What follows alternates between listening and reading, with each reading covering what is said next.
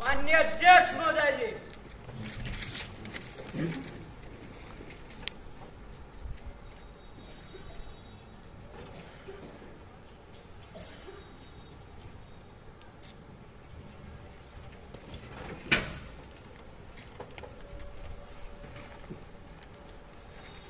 General secretary नवनिर्वाचित सदस्यों को शपथ या प्रतिज्ञा ग्रहण करवाएं। जी महोदय। युवा संसद की मंदसौर संसदीय क्षेत्र की नवनिर्वाचित सदस्य सुश्री किंजल वर्मा।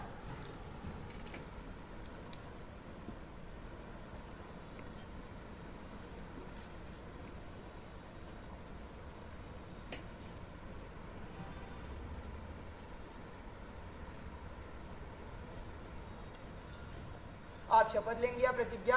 मैं शपथ लूंगी। आप किस भाषा में शपथ लेंगे? मैं हिंदी भाषा में शपथ लूंगी।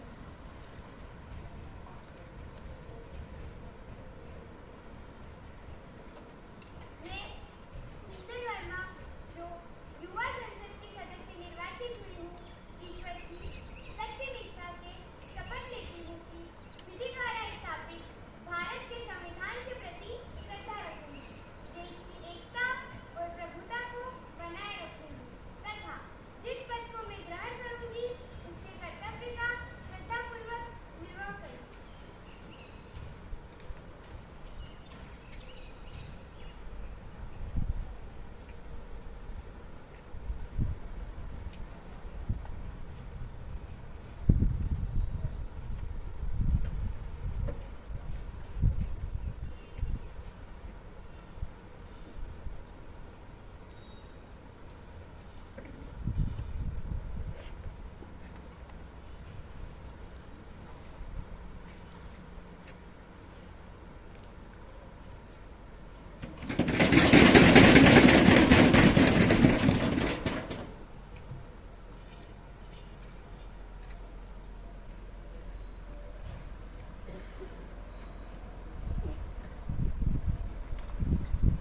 युवा संसद की मैनपुरी संसद के नवनिर्वाचित सदस्य Shri Anurag.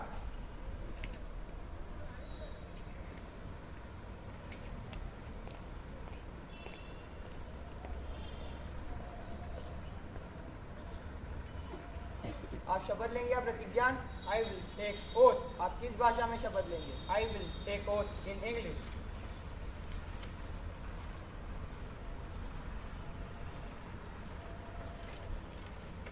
I, Anurag, having been elected a member of the Youth Parliament, House of the People, do swear in the name of God, solemnly affirm that I will bear true faith and allegiance to the Constitution of India as by established, and that I will uphold the sovereignty and integrity of India, and that I will faithfully discharge the duty upon which I am about to.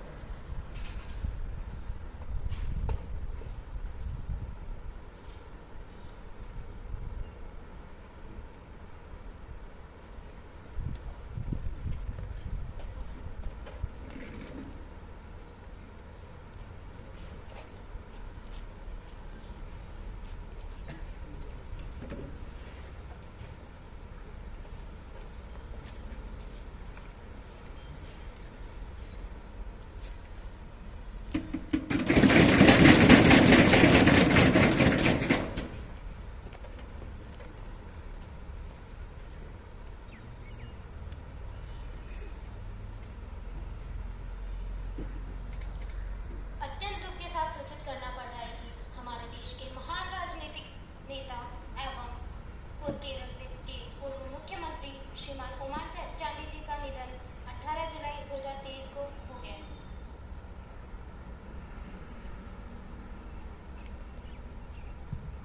मैं सदन के माध्यम से Shri Oman Chandy जी को हृदय की गहराइयों के साथ नमन एवं श्रद्धांजलि अर्पित करता हूँ। जहाँ तक श्री ओमान चांडी जी की बात हो तो उन्होंने सच्ची निष्ठा एवं लगन के साथ लोगों की सेवा की और देश की सेवा के लिए अपना संपूर्ण जीवन समर्पित कर दिया। उन्हें एशिया प्रशांत क्षेत्र एवं सामाजिक क्षेत्र में भ्रष्टाचार को कम करने एवं मुकाबला करने के लिए 2013 में संयुक्त जन लोक सेवा पुरस्कार से भी सम्मानित किया गया। श्री ओमान चांडी जी के जाने से भारतीय राजनीति में जो स्थान रिक्त हुआ है उसकी प्रतिपूर्ति करना बहुत मुश्किल है। मैं ईश्वर से प्रार्थना करता हूं कि वे श्री ओमान चांडी जी की आत्मा को शांति प्रदान कर अपने श्री चरणों में स्थान दें।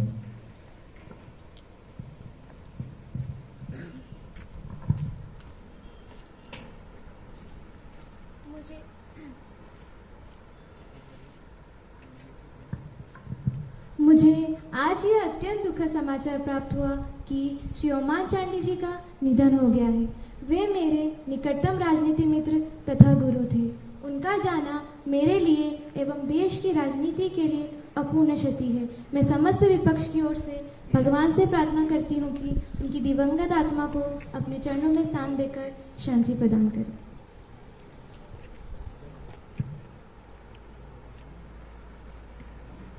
सदन उनकी आत्मा की शांति के लिए 2 मिनट का मौन रखकर ईश्वर से प्रार्थना करेंगे कि नवदिवंगत आत्मा को अपने श्री चरणों में स्थान दें।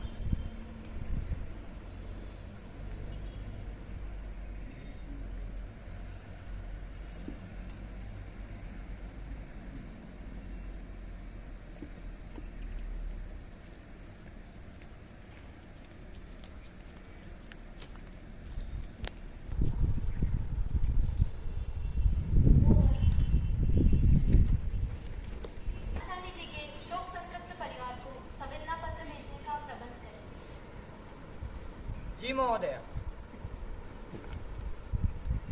Power dismissed.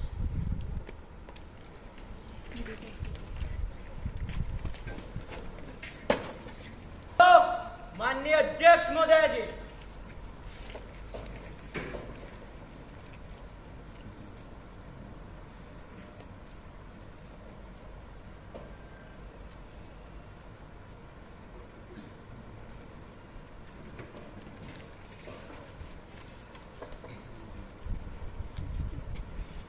Honorable members, I have to make an announcement. On my behalf of the honorable members of the House, I have a great pleasure in extending our warm welcome to His Excellency Mr. Ogyur Limau, Honorable Minister of Foreign Ministry of Royal Government of Bhutan, and to another members who are on a visit to India as our guest. The other members of the delegation are Ms. Sheri Wangmu and Ms. Nebru Wangtu.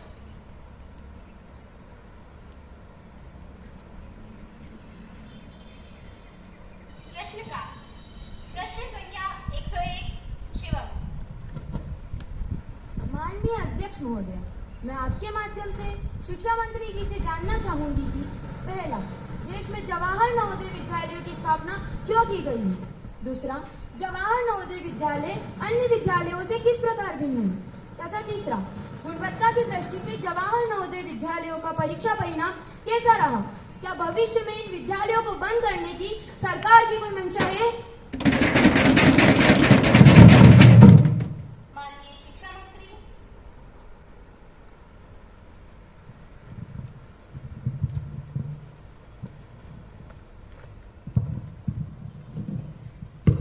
माननीय अध्यक्ष महोदया, मैं आपके माध्यम से सदन को बताना चाहूंगी कि पहला, देश में जवाहर नवोदय विद्यालयों की स्थापना ग्रामीण पृष्ठभूमि के कमजोर आर्थिक स्थिति वाले प्रतिभाशाली बच्चों के सर्वांगीण विकास के लिए की गई है। अखिल भारतीय स्तर पर आयोजित जवाहर नवोदय विद्यालय प्रवेश परीक्षा के माध्यम से चयनित विद्यार्थी शिक्षा विभाग भारत सरकार द्वारा प्रदत्त निर्धारित सुविधाएं निःशुल्क रूप से प्राप्त करते हुए अपने जीवन के सुनहरे विकास में विविध अवसर प्राप्त करते हैं। दूसरा, शिक्षा विभाग भारत सरकार द्वारा संचालित सैनिक school, convent school, public school public school, केंद्रीय विद्यालय तथा अन्य कई शिक्षण संस्थान हैं, किंतु केवल जवाहर नवोदय विद्यालयों में ही ग्रामीण पृष्ठभूमि के कमजोर आर्थिक स्थिति वाले प्रतिभाशाली बच्चे शिक्षा एवं सर्वांगीण विकास की सुविधाएं निःशुल्क रूप से प्राप्त करते हैं। यह विद्यालय आवासीय एवं सह शिक्षा वाले होते हैं। राष्ट्रीय एकता को मजबूत करने हेतु इन विद्यालयों में हिंदी भाषी एवं अहिंदी भाषी राज्यों के मध्य माइग्रेशन होता है तथा हाउस सिस्टम द्वारा एकात्मकता का विकास किया जाता है, इससे जो कि देश के किसी भी अन्य शिक्षण संस्थान में यह प्रक्रिया नहीं है। इससे मैं माननीय अध्यक्ष महोदया को यह अवगत कराना चाहूंगी कि माइग्रेशन की प्रक्रिया में प्रत्येक विद्यालय में किसी दूसरे राज्य या किसी दूसरी भाषा का अध्ययन कराया जाता है तथा जिससे कि वह उस भाषा का प्रयोग करके अपने जीवन को उच्च स्तर पर ले जा सके। तीसरा, जवाहर नवोदय विद्यालयों का परीक्षा परिणाम गुणवत्ता में सन 2001 से लेके 2023 तक देश में सर्वोत्तम रहा है। सन 2023 में कक्षा 10वीं का परीक्षा परिणाम 99.14 था, वहीं कक्षा 12वीं का परीक्षा परिणाम 97.51 था, जो कि सीबीएसई के अन्य स्कूलों के औसत परीक्षा परिणामों की तुलना में कक्षा 10वीं का परीक्षा परिणाम 93.12 था, वहीं कक्षा 12वीं का परीक्षा परिणाम 87.13 था, जिससे काफी अधिक है। माननीय अध्यक्ष महोदया, मैं आपके माध्यम से सदन को बताना चाहूंगी कि हमारी सरकार की जवाहर नवोदय विद्यालयों को बंद करने की कोई मंशा नहीं है। धन्यवाद महोदया।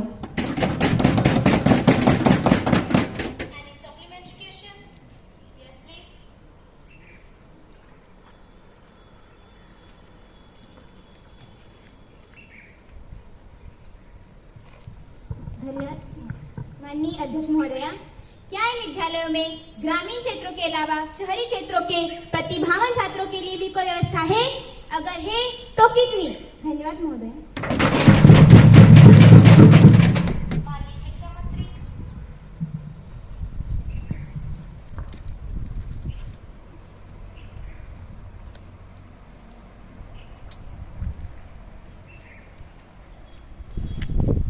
माननीय अध्यक्ष महोदया, मैं आपके माध्यम से सदन को बताना चाहूंगी कि इन विद्यालयों में ग्रामीण पृष्ठभूमि के प्रतिभाशाली बच्चों के लिए 75% एवं शहरी क्षेत्र के बच्चों के लिए 25% सीटों का प्रावधान है।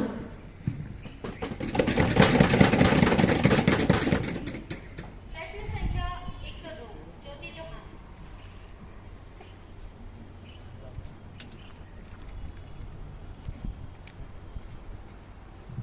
माननीय अध्यक्ष महोदया जी, मैं आपके माध्यम से पेट्रोलियम मंत्री जी से कुछ प्रश्न पूछना चाहती हूँ। पहला, गत वर्षों की अपेक्षा रोजमर्रा की दैनिक अनिवार्य वस्तुओं की कीमतें दिन प्रतिदिन बढ़ती जा रही है, ऐसा क्यों? दूसरा, सरकार ने आसमान छूती हुई कीमतों को कम करने के लिए क्या प्रयत्न किए? तीसरा, पेट्रोल, डीजल और गैस की बढ़ती कीमतों के विरुद्ध सरकार ने क्या कदम उठाए? धन्यवाद महोदय।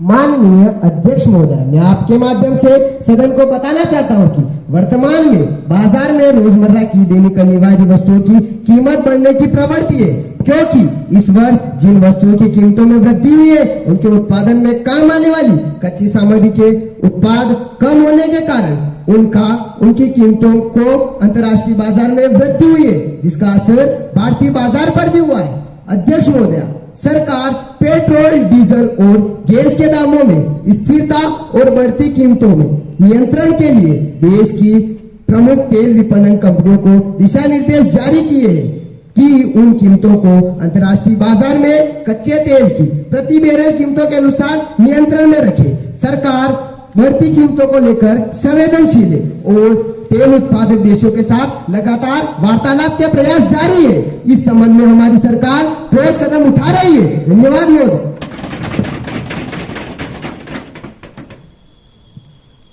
माननीय अध्यक्ष महोदया, हमारी सरकार के कदम इतने ठोस है कि उठते ही नहीं। अब क्या इन्हें उठाने के लिए भी मशीनों की आवश्यकता है? माननीय पेट्रोलियम मंत्री। माननीय अध्यक्ष महोदय, जैसा कि मेरे विपक्षी मित्र ने ठोस कदम पर टिप्पणी की है, मैं उसके बारे में आपके माध्यम से सदन को बताना चाहता हूं कि हमारी सरकार पेट्रोल, डीजल और गैस के अतिरिक्त बिजली से चलने वाले वाहन एवं सौर ऊर्जा के उपयोग को बढ़ावा देने के साथ ही उनको केंद्र सरकार की ओर से सब्सिडी दी जा रही है, जिससे पेट्रोल, डीजल और की गैस की मांग को कम किया जा सके। धन्यवाद। प्रश्न संख्या 103 अर्पित। माननीय अध्यक्ष महोदया जी, मैं सदन के माध्यम से श्रम मंत्री जी से यह पूछना चाहूंगा कि सरकार ने बाल श्रम को समाप्त करने के लिए कौन कौन से कदम उठाए हैं, यदि उठाए हैं तो वह कितने कारगर साबित हुए हैं, तथा क्या बाल श्रम सही मायने में समाप्त हुआ है। धन्यवाद महोदया।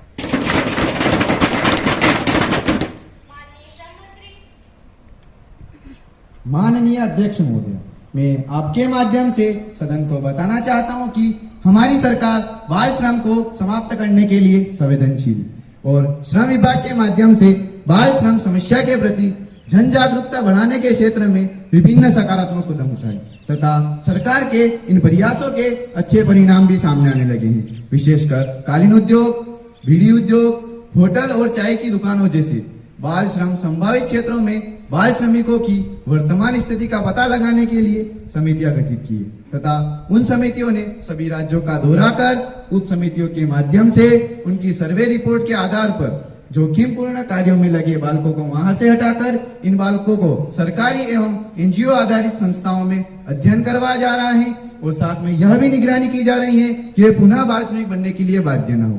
अध्यक्ष महोदय, मेरे विपक्षी मित्र का आक्षेप है कि सरकार द्वारा उठाए गए कदम कितने कारगर साबित हुए, तो मैं आपके माध्यम से सदन को यह अवगत कराना चाहता हूं कि हमारी सरकार के प्रयासों से राष्ट्रीय श्रम परियोजना के अंतर्गत वर्तमान में 6000 से ज्यादा स्कूल संचालित है। बाल श्रम से 10 लाख बाल श्रमिकों को हटाकर इन बालकों को विधिवत शिक्षा दी जा रही है और साथ ही इनके पोषाहार और स्वास्थ्य संबंधित आवश्यकताओं की पूर्ति करते हुए देखभाल भी की जा रही है।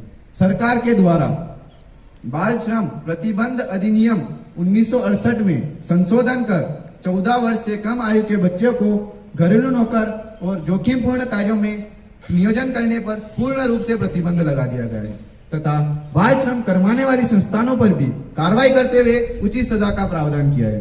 माननीय अध्यक्ष महोदय, मैं आपके माध्यम से सदन को यह अवगत कराना चाहता हूं कि हमारी सरकार के उठाए गए सख्त कदमों से बाल श्रम लगभग समाप्त हो चुका है और भविष्य में बाल श्रम को लेकर कोई समस्या उत्पन्न न हो, इसके लिए निगरानी समितियों का गठन भी किया गया है। धन्यवाद महोदय। प्रश्न संख्या 104 नीलम। माननीय अध्यक्ष महोदया जी, क्या गृह मंत्री जी ये बताने का कष्ट करेंगे कि यह सच है कि जम्मू और कश्मीर में पिछले 2 वर्षों से शांति एवं व्यवस्था की स्थिति निरंतर बिगड़ती जा रही है? यदि हाँ, तो नागरिकों की जान एवं माल की सुरक्षा हेतु सरकार ने क्या कदम उठाए हैं शांति एवं व्यवस्था बनाए रखने में, जो कि सरकार का प्राथमिक कर्तव्य है? महोदया, सरकार की असफलता का क्या कारण है? धन्यवाद महोदया। अध्यक्ष महोदय, मैं आपके माध्यम से सदन को यह अवगत कराना चाहता हूं कि पिछले 2 वर्षों से जम्मू और कश्मीर में शांति और व्यवस्था की स्थिति में अत्यधिक सुधार हुआ है। शांति व्यवस्था में विश्वास व्यक्त करते हुए जम्मू और कश्मीर के स्थानीय निवासियों ने भारत के प्रति पूर्ण समर्थन एवं विश्वास व्यक्त किया गया है। इसी का परिणाम है कि पिछले 2 वर्षों से जम्मू और कश्मीर में कोई भी बड़ी आतंकवादी घटना नहीं हुई है एवं छूट-फूट की आतंकी घटनाओं पर भी लगाम लगाए। महोदया, मैं सदन को यह बताना चाहता हूं कि हमारी सरकार नागरिकों की जान और माल की रक्षा हेतु ठोस कदम उठा रही है। सेना और अर्धसैनिक बलों की संवेदनशील एवं सुदूरवर्ती स्थानों पर नियुक्ति की गई है, जो आईबी एवं सैन्य सुरक्षा एजेंसियों द्वारा चिन्हित किए गए, जिसके कारण कोई अप्रिय घटना घटित नहीं हुई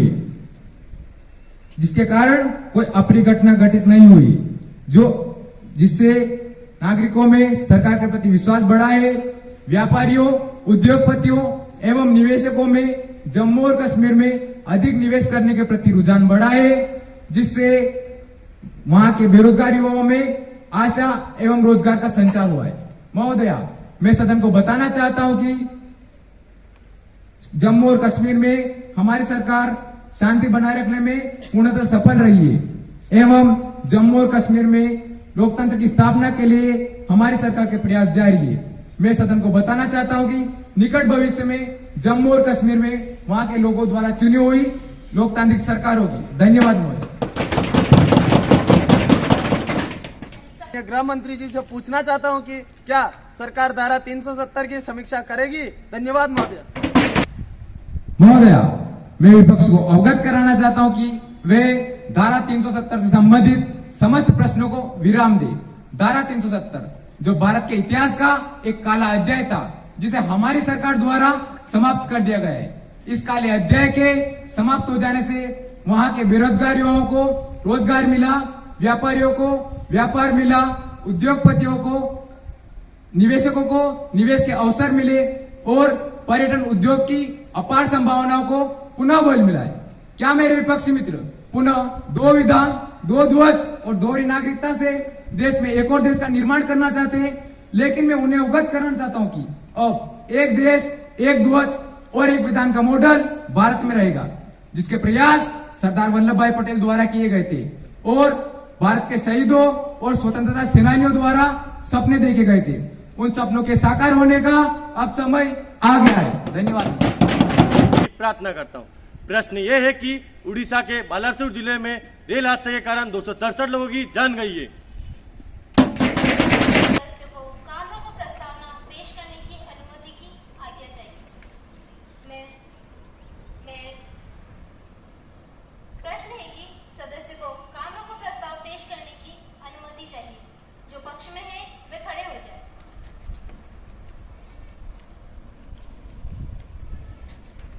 सदन की कुल सदस्य संख्या के 10वें भाग से भी कम सदस्य आगे के पक्ष में है।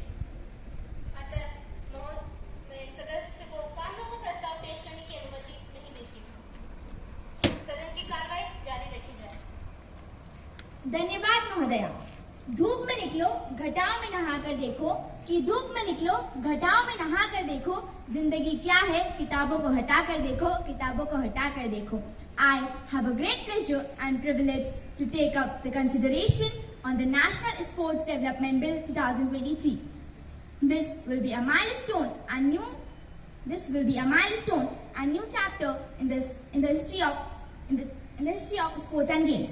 Very purpose of the bill is to provide for the development of sports in India, coordination of national teams for participation in international events, fair and transparent functioning of autonomous sport bodies, and welfare measures for sport persons, promote ethical practices in sports, including elimination of doping practices, fraud of age, and sexual harassment of women in sports, to constitute and establish a sports dispute settlement and appellate tribunal to hear appeals and adjudicate disputes relating to sports and matters connected with incidental thereto.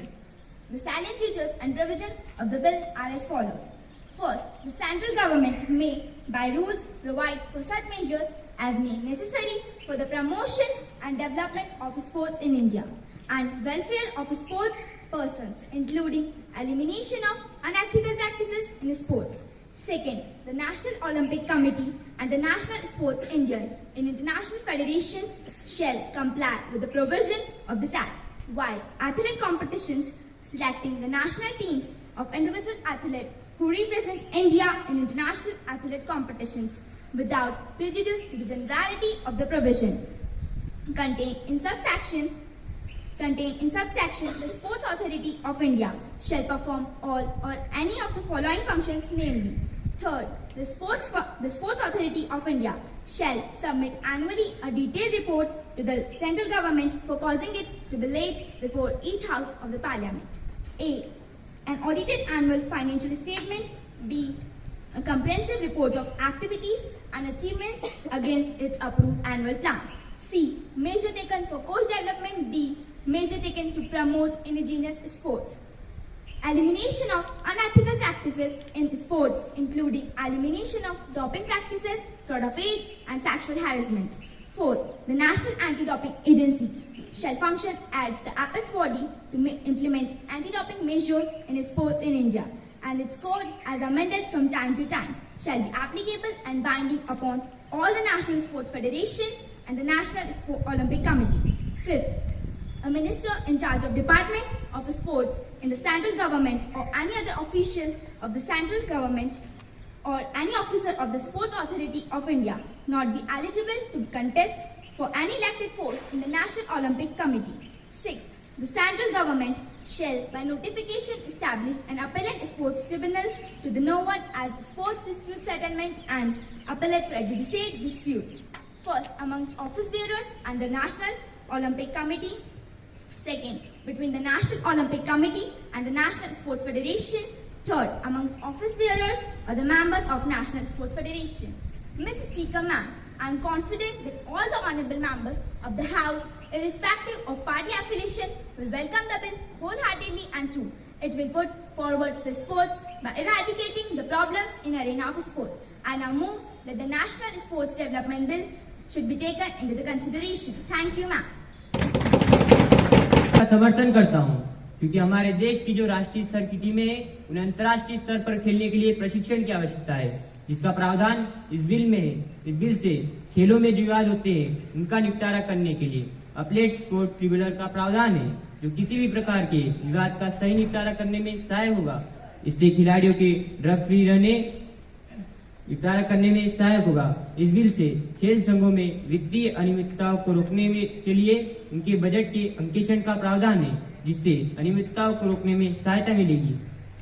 इससे खिलाड़ियों के drug free रहने, आयु तथा लिंग के आधार पर होने वाले भेदभाव को रोकने में सहायता मिलेगी। इसलिए मैं इस बिल का समर्थन करता हूँ। I strongly favor this bill for the development of sports activity in our country due to following reasons. First, since it has provision to promote the sportsman to win medals in international games and in Olympic games. Second, it's helped to control the use of unfair practice and drugs used by some sportsmen. Third, the bill will help to eradicate the political influence over the game. Fourth, the bill plays important role to select the players athletes on the basis of the performance.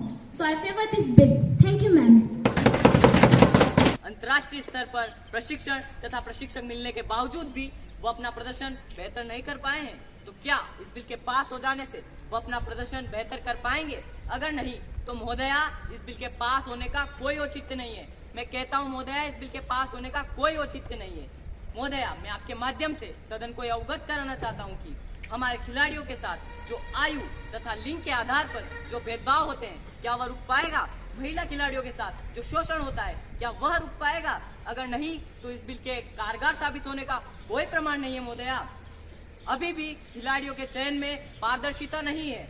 राष्ट्रीय एवं अंतर्राष्ट्रीय स्तर पर क्षेत्रवाद तथा भाई भतीजावाद का बोलबाला है, तो क्या इन सभी को रोकने के लिए इस बिल में कोई प्रावधान है? क्या इस बिल का पास हो जाना खिलाड़ियों को उनके प्रदर्शन के अनुसार चयन की गारंटी देगा? लेने वाले खिलाड़ियों को रोका जाएगा, परंतु इस बात की क्या गारंटी कि ड्रग्स लेने वाले खिलाड़ियों को रोका जा सकेगा? और बिल लागू होने के बाद ड्रग्स लेने वाले खिलाड़ियों के खिलाफ क्या कोई कानूनी कार्रवाई होगी? इस बात का इस बिल में कोई भी उल्लेख नहीं है। इस बिल में ये प्रावधान तो है कि कोई मंत्री खेल संघ का अध्यक्ष नहीं बनेगा, परंतु इस बिल में ये भी होना चाहिए कि कोई राजनीतिज्ञ खेल संघ का अध्यक्ष नहीं होगा, जिससे राजनीतिक प्रभाव खेल पर न पड़े। धन्यवाद महोदया। Provisions of the National Sports Development Bill 2023. I endorse this bill as a step uplift in the sports and games in our country. This bill have adequate provision to eliminate the unethical practices including doping, fraud of age and sexual harassment in sports. This bill focuses on providing international level coaching to our national level teams and individual athletes, with a view to end our drought of medals in Olympic Games, Commonwealth Games and Asian Games by bringing up their performance as per with the international levels. This bill will bring all the sports federations and athletic associations under the Right to Information Act 2005.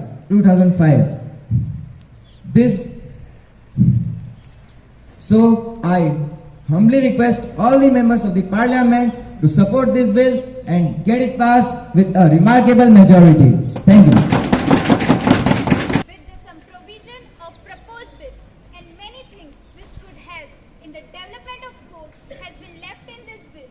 This bill cannot prevent the financial irregularities which is presently going on in different sports federations, including Bharatiya Cricket Control Board, Indian Olympiad Association and Indian Hockey. And there is big irregularities in the funding of IPL. Can this bill in its present form prevent such financial irregularities? Honorable Speaker, presently many politicians are holding the post of chairperson in many sports federations. All these things cannot be considered as good practices as far as the performance of player and rules and regulations are the major concern. Can this bill has enough provision to stop such practices? That's why once again I express unsatisfaction with this bill. मैंने माननीय सदस्य द्वारा इस bill के संबंध में जो आपत्तियों व संदेह को ध्यानपूर्वक सुना है। मैं आपके माध्यम से सभी सम्मानित सदस्यों को आश्वस्त करती हूँ कि यह बिल इन सभी आपत्तियों व संदेह को निराकरण करेगा। पहला, इस बिल में जो वित्तीय अनियमितताओं को रोकने के लिए बजट का अंकेक्षण करने सहित पर्याप्त प्रावधान है। दूसरा, यह बिल मंत्रियों को खेल संघों में पद धारण करने से रोकने के लिए कारगर होगा। तीसरा, यह बिल हमारे खिलाड़ियों के प्रदर्शन सुधारने, शक्तिवर्धक दवाओं के सेवन पर रोक सहित सभी अन्य मुद्दों पर हमारी अपेक्षाओं के अनुरूप खरा उतरेगा। चौथा, खेल संघों के बजट तथा कार्य प्रणाली में पारदर्शिता लाने के लिए बीसीसीआई सहित सभी खेल संघों को सूचना के अधिकार 2005 के अंतर्गत लाने का प्रावधान इस बिल में है। अतः सभी माननीय सदस्यों से मेरा निवेदन है कि इस बिल को तहे दिल से स्वागत करते हुए इसे सदन में प्रचंड बहुमत से पारित करवाएं। धन्यवाद महोदय।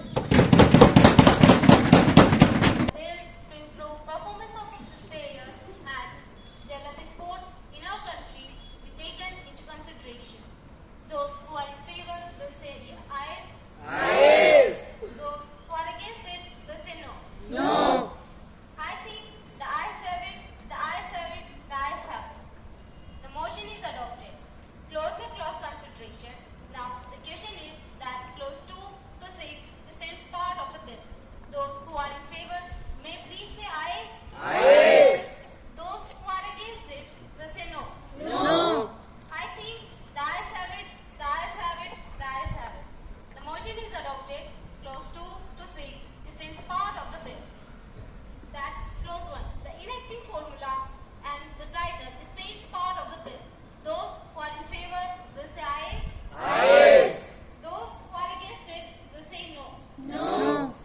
I think the ayes have it. The ayes have it. The ayes have it. The motion is adopted. Minister for Sports, please. Ma'am, I move the bill to be passed. Now, that the say no. No.